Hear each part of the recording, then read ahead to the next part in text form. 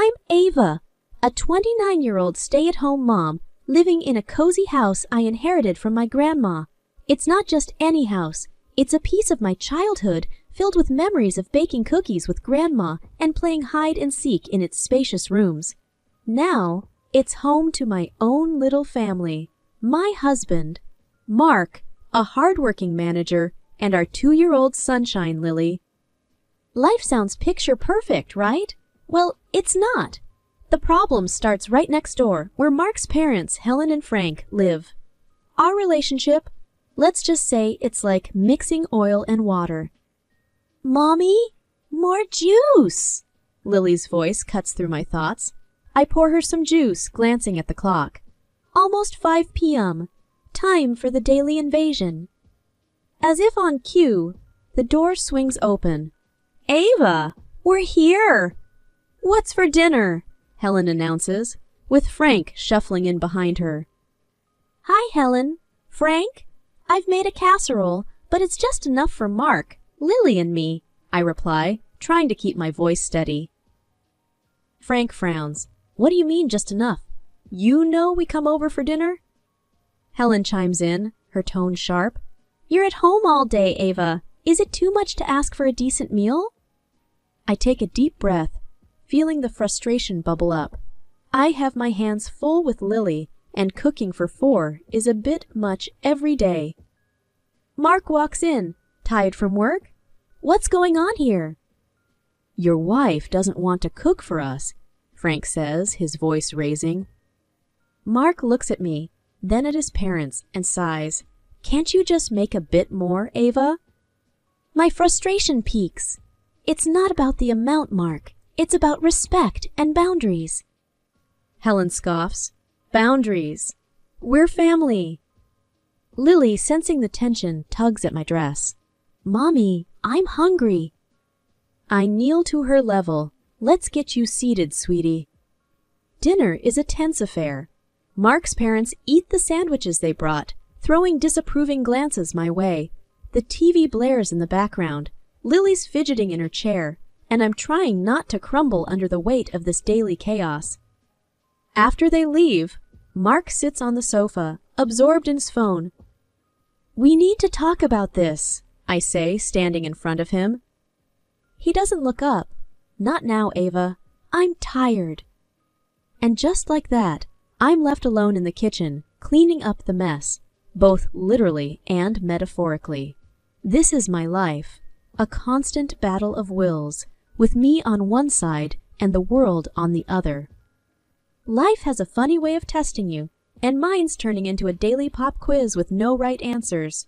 I'm Ava, still juggling motherhood, a marriage that's running on autopilot, and in-laws who've mistaken my home for a free-for-all diner. It's another morning in our house, and I've made a decision. Today, I'm cooking only for 3, me, Mark, and our little Lily. Let's see how this goes. Lily's in her high chair, happily smearing oatmeal on her face when Helen and Frank barge in, just like clockwork. Morning, Ava. What's for breakfast? Helen asks, a bit too cheerily.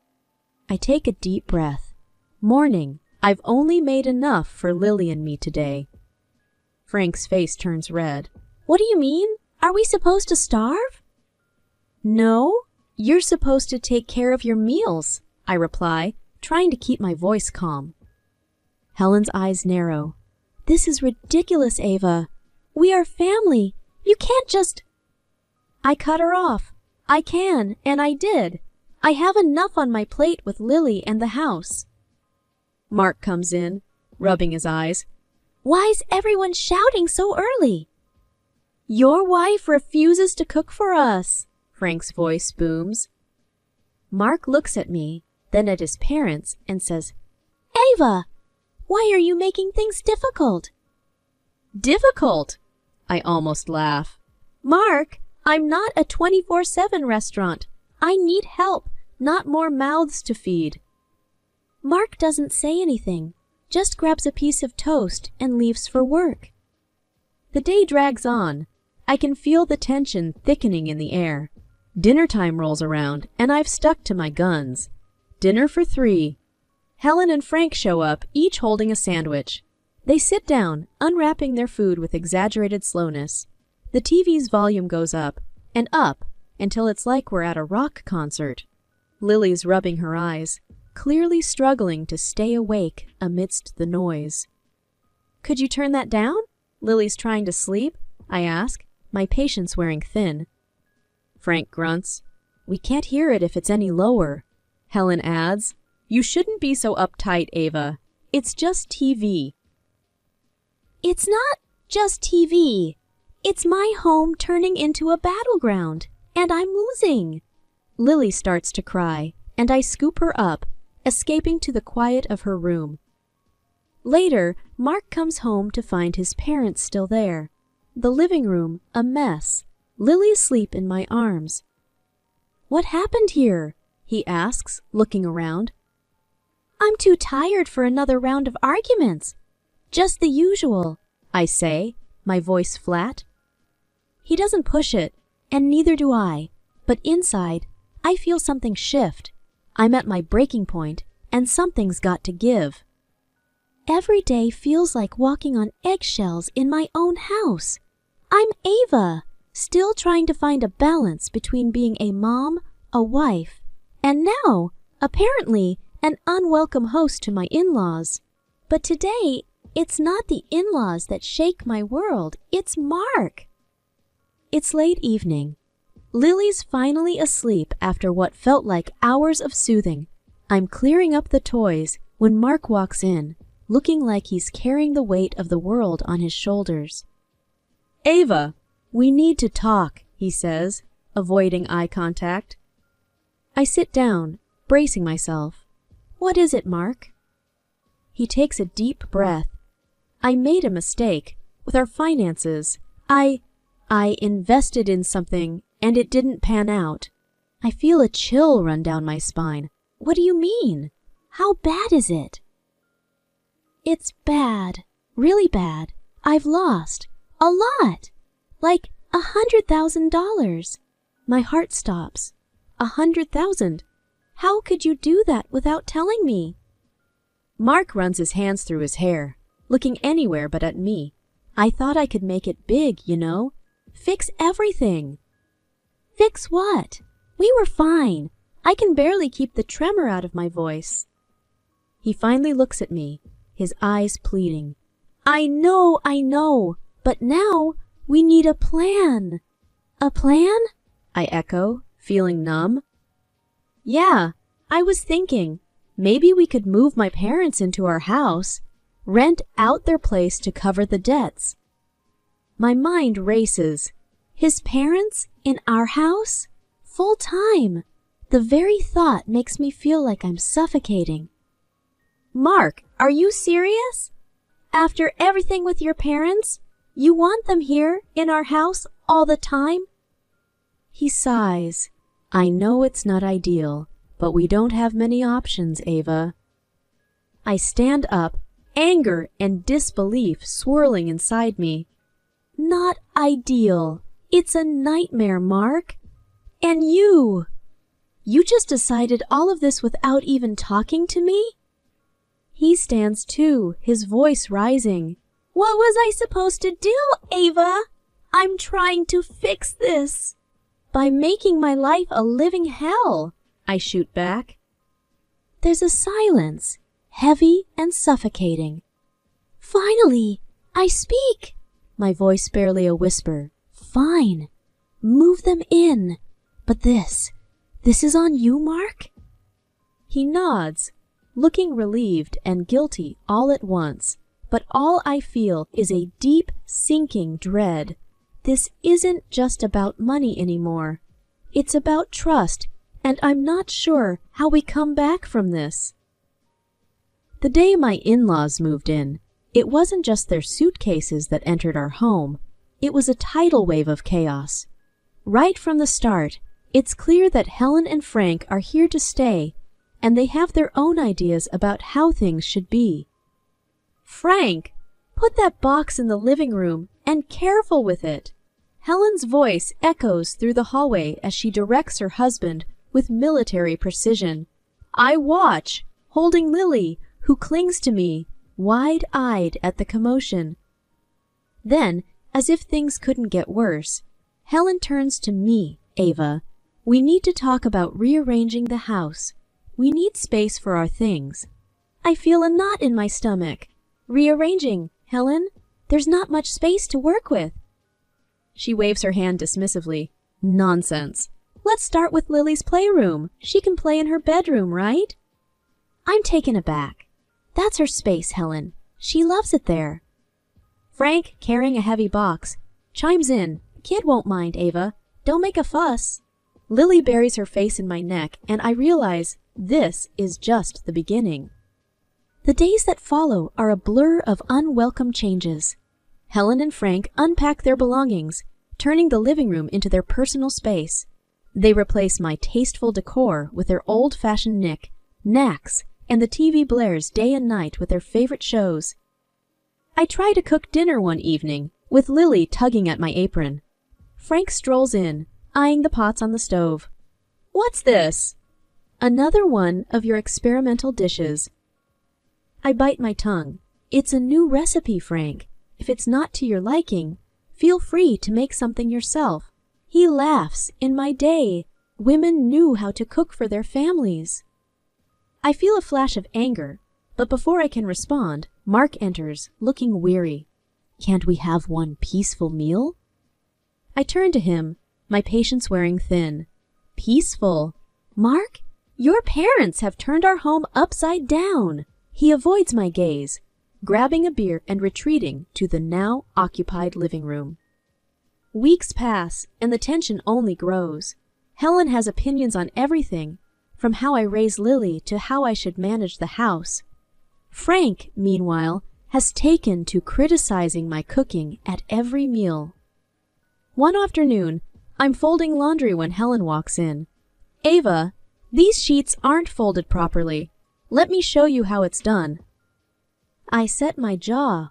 Thanks, Helen, but I've been folding sheets my whole life. She tuts, clearly not the right way. As she refolds the sheets, I feel a sense of helplessness. My own home no longer feels like mine. Night falls and I'm lying in bed, staring at the ceiling. The muffled sounds of the TV and my in-laws' laughter seep through the walls. Lily is asleep, but rest eludes me. I think back to the days when this house was filled with love and laughter, a stark contrast to the present. It feels like I'm losing a part of myself, bit by bit, as each day passes. Mark's side of the bed is empty. He's been spending more and more time working late. I'm left alone, wondering how things got this bad, and what, if anything, I can do to take back control of my life and my home. In a house that once felt like mine, I'm Ava, now a spectator in my own life.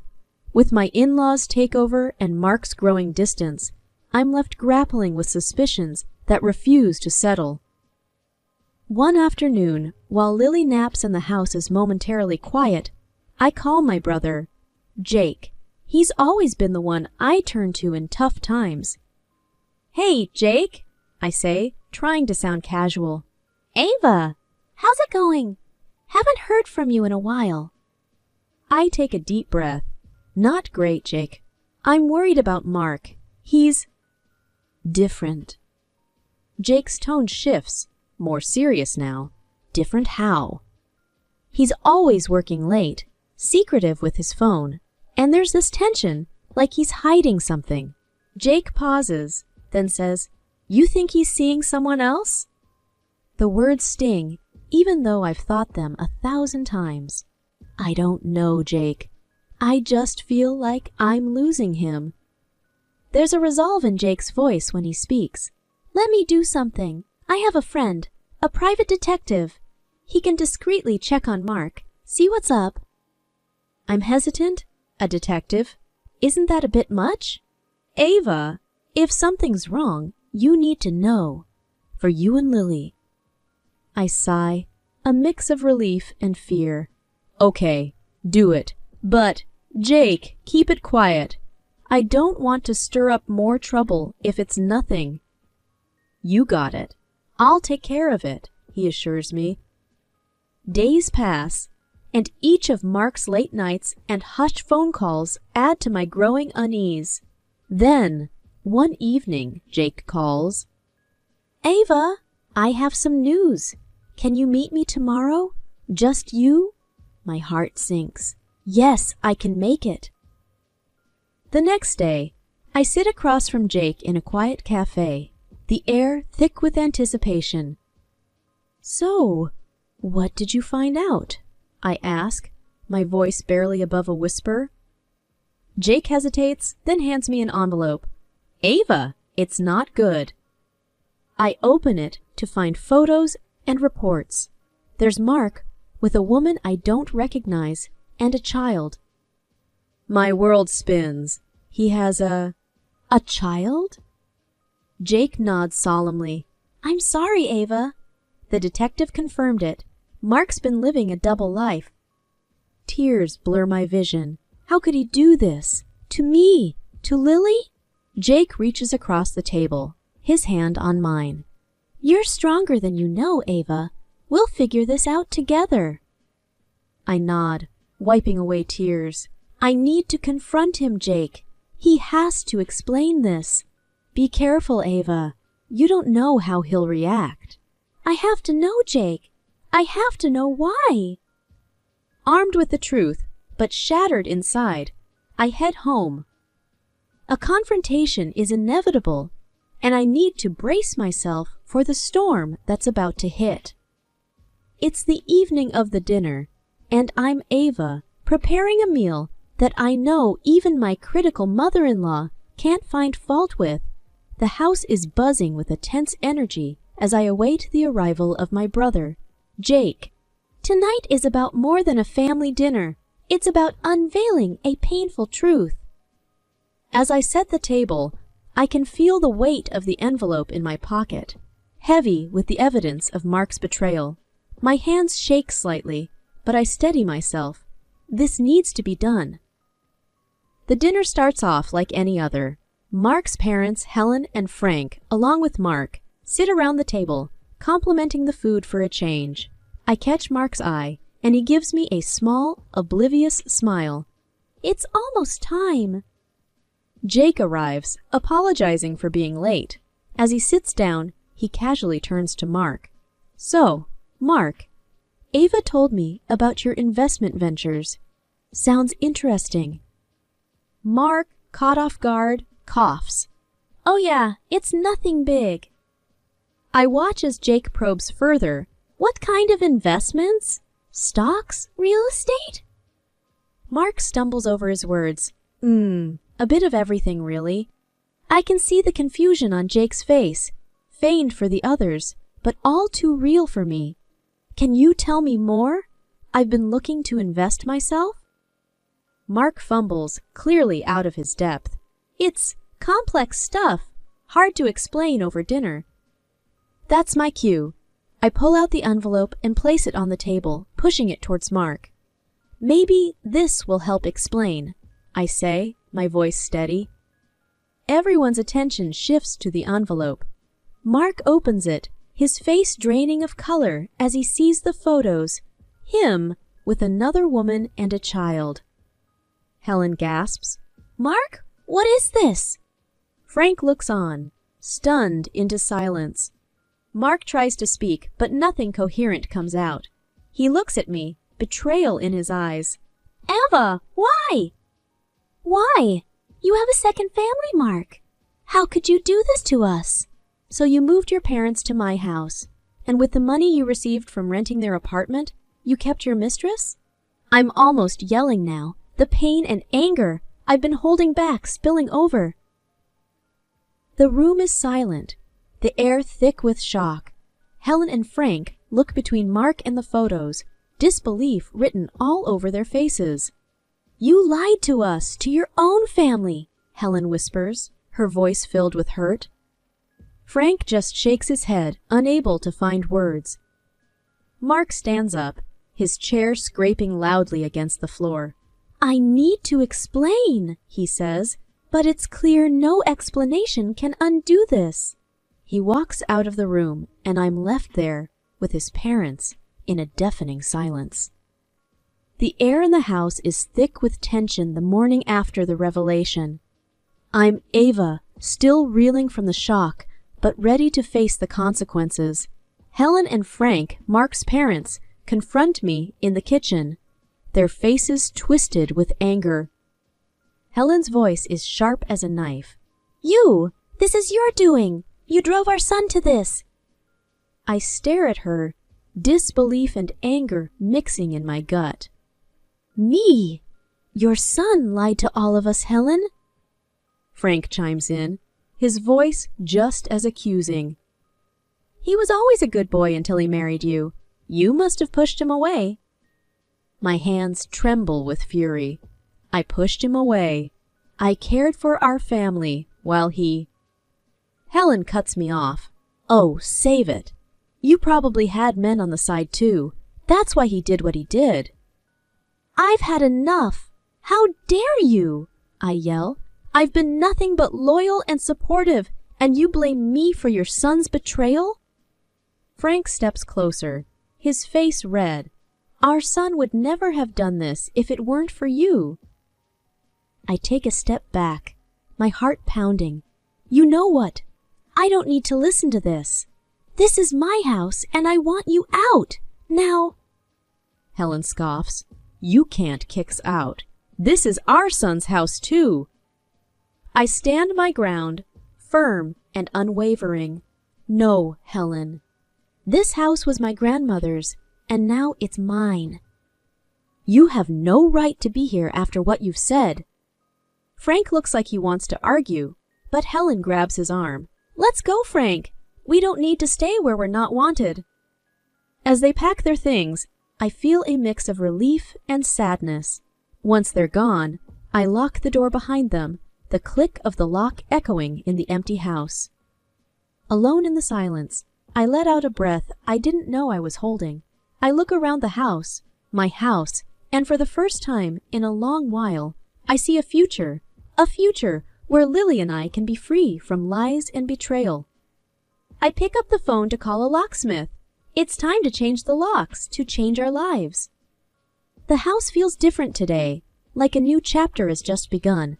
I'm Ava, standing in my once troubled living room, now a space of peace and possibility.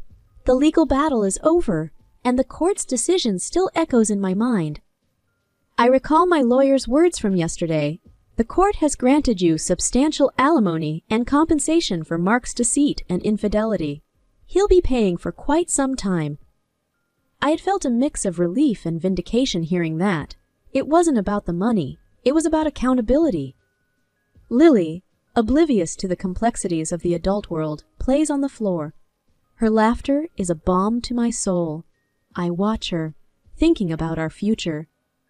The phone rings, snapping me back to the present. It's Jake, checking in. Hey, Ava, how are you holding up? I smile. Better, Jake. Much better. The court's decision helped close a painful chapter. Jake's voice is warm. I'm glad, Ava. You deserve peace after all this. I glance at Lily. We both do. As I talk to Jake, I can't help but think about Mark. The last I heard, he was struggling to make ends meet, now living with his parents again. It's ironic, I say to Jake. He's back where he started, but this time by his own doing. Jake sighs.